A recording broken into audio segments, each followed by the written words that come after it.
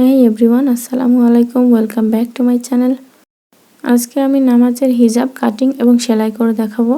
তো শুরু থেকে শেষ পর্যন্ত যদি ভিডিওটি আপনারা দেখেন তাহলে খুব সহজে এই হিজাবটি কাটিং করে নিতে পারবেন। এই হিজাবটি কাটিং করার জন্য আমি 2 হাত বহরে 3 গজ পরিমাণ কাপড় নিয়েছি। তো কাপড়টিকে সর্বপ্রথমে আমি সম্পূর্ণরূপে মেলে নিচ্ছি। তো আমি এই হিজাবটির অ্যাকচুয়াল লেন্থ রাখবো হচ্ছে 43 ইঞ্চি পরিমাণ। তো তার সাথে আরও 1 ইঞ্চি পরিমাণ যোগ করে নেব, অর্থাৎ 44 ইঞ্চি। তো 44 ইঞ্চিতে আমি এখানে একটা মার্ক করে এবারে আমি ওই মার্ক অনুযায়ী মাঝখান থেকে ভাঁজ করে টোটাল 2 পার্ট করে নিলাম। এই পর্যায়ে কাপড়টির একটি সাইড হচ্ছে বন্ধ এবং বাকি 3টা সাইড হচ্ছে খোলা। তো এই বন্ধ সাইডটাকে আমি আরও একটা ফোল্ড করে টোটাল 4 পার্ট করে নিলাম। অর্থাৎ এই পর্যায়ে কিন্তু কাপড়টি ত্রিভুজ আকৃতির আছে। তো উপরে কর্নার থেকে ফিতাটাকে ধরে এবার আমি নিচের লেন্থের দিকে রাউন্ড শেপ দিয়ে নিচ্ছি, অর্থাৎ 44 ইঞ্চিতে আমি শেপগুলোকে দিয়ে নিচ্ছি। আপনারা এই হিজাবটির লেন্থ চাইলে ইচ্ছে মতো নিতে পারেন, 37 ইঞ্চি, 42 ইঞ্চি, 45 ইঞ্চি, যার যেরকমটা পছন্দ। তো আমি এখানে 44 ইঞ্চি নিয়েছি সেলাইয়ের পর, এটা 43 ইঞ্চি পরিমাণ থাকবে। তো আমার এই হিজাবটির রাউন্ড শেপটি দেওয়া হয়ে গিয়েছে। তো এবারে আমি দাগ অনুযায়ী কাটিং করে নেব।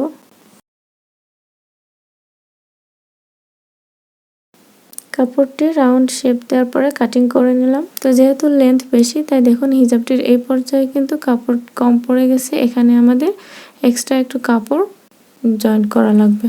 তো যে কাপড়টা বেঁচে গেছে সেইখান থেকে আমি 2 ভাঁজ করে একটু কাপড় পিন দিয়ে আটকিয়ে নিয়েছি।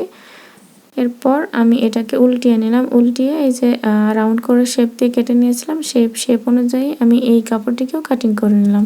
তো হিজাবের এই পার্টটি কাটিং করা কমপ্লিট। এবারে আমরা ক্যাপের জন্য কাপড় কাটিং করব। এক্সট্রা যে কাপড় বেঁচেছে এই যে দেখুন ত্রিভুজ আকৃতির এই কাপড়টিকে আমি মাঝখান থেকে ভাঁজ করে কোনাকুনি 2 ভাঁজ করে নিলাম। এবারে আরও একটা ভাঁজ দিয়ে টোটাল 4 পার্ট করে নিলাম। দেখুন কাপড়টি কিন্তু এই পর্যায়ে ত্রিভুজ আকৃতিতে ভাঁজ করে নিয়েছি।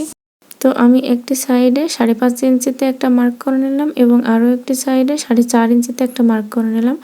এই যে 4.5 ইঞ্চিতে মার্ক করলাম, এখানে কিন্তু আপনারা 5 ইঞ্চিও রাখতে পারেন, অথবা যার যার ইচ্ছা মতো। তো যেহেতু নিকাব ছাড়াই এবং নামাজের জন্য এই হিজাবটি তৈরি করা হচ্ছে, তাই একটু চওড়া করে কাপড়টিকে কাটিং করে নিচ্ছি। তো এই ক্যাপটি চওড়া 5.5 ইঞ্চির বেশি নেওয়া যাবে না, চাইলে আপনারা 5.5 ইঞ্চির থেকে কম নিতে পারেন, অর্থাৎ 5 অথবা 4.5। তো এবারে আমরা মুখের যে মাপ সেটা রাখছি। আমি এখানে 11 ইঞ্চিতে একটা মার্ক করে নিচ্ছি।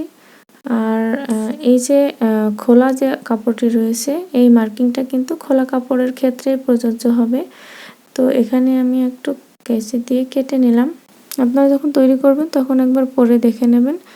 আর এটা 11.5 থেকে 11.5 এই মাপের মধ্যেই ম্যাক্সিমাম ক্ষেত্রে হয়। তো এখানে ক্যাপের জন্য 2টা ফিতা তৈরি করব। তো তার জন্য এখানে আমি 14 ইঞ্চি লম্বা এবং 1.5 ইঞ্চি চওড়া করে 2টা কাপড় কেটে নিচ্ছি। এইটা সম্পূর্ণই অপশনাল, চাইলে কেউ ফিতা ইউজ করতে পারেন, আবার চাইলে আপনারা স্কিপও করতে পারেন।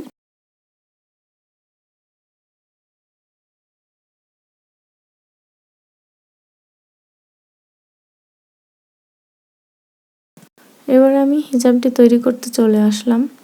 তো প্রথমেই লেন্থের যে জোড়ার অংশ সেটা সেলাই করব, তার জন্য আমি পিনগুলোকে খুলে নিচ্ছি। এবার এই টুকরা কাপড় দুটোকে আমি অ্যাটাচ করে নিচ্ছি।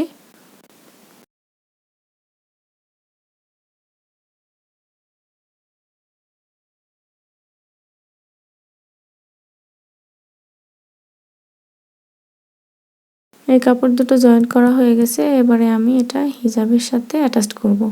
এই জন্য হিজাবের যে মিডল পয়েন্ট, এই মিডল পয়েন্টের সাথে জোড়ার অংশটা একসাথে রেখে মাঝখান থেকে একটা পাশ আগে সেলাই করে নিচ্ছি। একটা সাইড সেলাই করা হয়ে গেলে এবার অপর পাশটিও সেমভাবে সেলাই করে নিচ্ছি।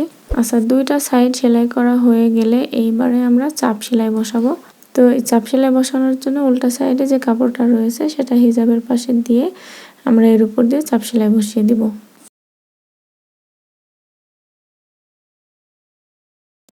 চাপ সেলাইটি দেওয়া কমপ্লিট। এবারে এক্সট্রা যে কাপড়টা আছে সেটাকে সুন্দরভাবে রাউন্ড করে কেটে নিলাম। এবারে ক্যাপের অংশটি জয়েন করব। তো তার জন্য এই যে উপরে যে মিডল পয়েন্ট, অর্থাৎ মাথার উপর যে মিডল পয়েন্ট, সেটাকে আমরা একটু কেচি দিয়ে কেটে নিলাম। আপনারা চাইলে চক দিয়েও এঁকে নিতে পারেন। একই সাথে আমরা ক্যাপেরও মিডল পয়েন্টটিকে মার্ক করে নিচ্ছি।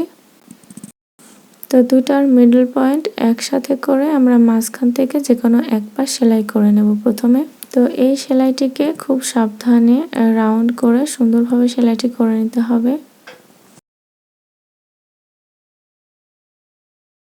একটা সাইড সেলাই করা হয়ে গেলে এবারে অপর পাশটিও আমরা সেম ভাবে সেলাই করে নিব।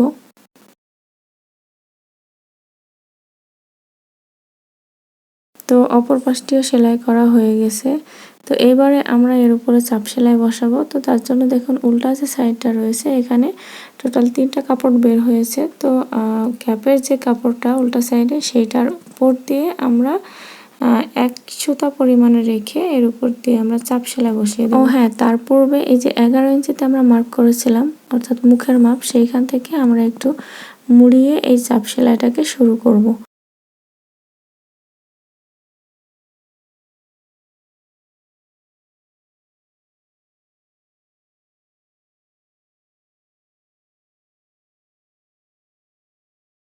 তো আমাদের সেলাইটি দেওয়া কমপ্লিট। এইবারে ওই যে মুখের মাপ 11 ইঞ্চিতে মার্ক করেছিলাম সেইখান থেকে আমরা সামনে যে খোলা অংশটা রয়েছে সেটাকে বন্ধ করে দেবো অর্থাৎ অ্যাটাচ করে দেব। তো এই পর্যায়ে বলি, যারা আমার চ্যানেলটিকে সাবস্ক্রাইব করেছেন তাদেরকে অসংখ্য অসংখ্য ধন্যবাদ। আর যারা এখনও আমার চ্যানেলটি সাবস্ক্রাইব করেনি প্লিজ সাবস্ক্রাইব করে সাথেই থাকবেন আর পাশে থাকা বেল আইকনটি প্রেস করবেন যাতে করে নেক্সট নোটিফিকেশন পেতে পারেন। এবারে আমরা এই যে ফিতা দুটো রয়েছে সেই ফিতা দুটোকে চিকন করে সেলাই করে নিচ্ছি অর্থাৎ পেটিকোটের ফিতার মতো করে সেলাই করে নিচ্ছি। এইবারে এই ফিতা দুটোকে আমরা ক্যাপের দুই প্রান্তে অ্যাটাচ করে দিব।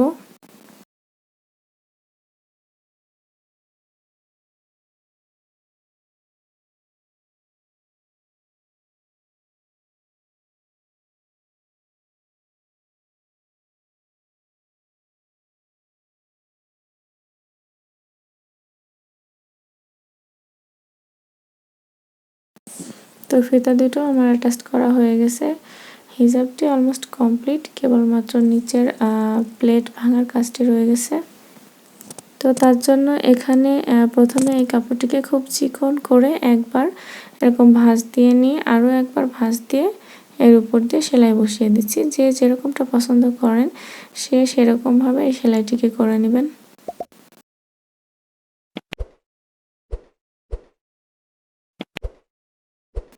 তো আমার এই হিজাবটি সেলাই করা অলমোস্ট কমপ্লিট। তো আশা করি ভিডিওটি আপনাদের ভালো লেগেছে, আর যদি ভালো লাগে থাকে তাহলে ফ্রেন্ডস এবং ফ্যামিলির সাথে শেয়ার করবেন। আর সেই সাথে আবারও আমার চ্যানেলটিকে সাবস্ক্রাইব করার অনুরোধ রইল। আবারও দেখা হবে নতুন কোনো ভিডিও নিয়ে। সেই পর্যন্ত আল্লাহ আপনাদের সবাইকে ভালো রাখুন। আল্লাহ হাফিজ।